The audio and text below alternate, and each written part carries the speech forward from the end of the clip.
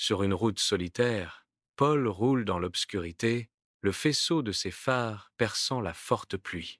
L'intérieur de la voiture est faiblement éclairé, soulignant l'inquiétude gravée sur le visage de Paul alors qu'il serre le volant. Son téléphone vibre, l'écran s'illuminant avec un appel entrant. Une réalisation glaçante se fait jour alors que la narration révèle. Paul reçoit un appel de sa femme. La révélation plane dans l'air, lourde de crainte. Problème. Elle est morte depuis 3 ans. À l'intérieur de la voiture, Paul répond au téléphone, sa main tremblant visiblement tandis que son expression devient troublée. Une voix au téléphone brise le silence. Paul, quitte la route, maintenant.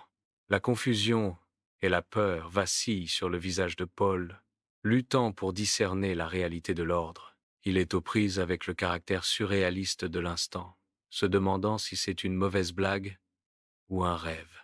À l'intérieur de la voiture en mouvement, l'incrédulité de Paul grandit alors que la voix désincarnée supplie avec urgence. Paul, je vous en prie, arrêtez. Un rire nerveux lui échappe alors qu'il jette un coup d'œil à son téléphone, l'écran affichant numéro inconnu. Il raccroche, le souffle coupé par un crépitement soudain qui jaillit de la radio. La voix de la radio tranche la tension avec un avertissement glaçant. Dernier avertissement. Paul freine brusquement, le crissement des pneus fendant la nuit alors qu'un camion manque de peu sa voiture.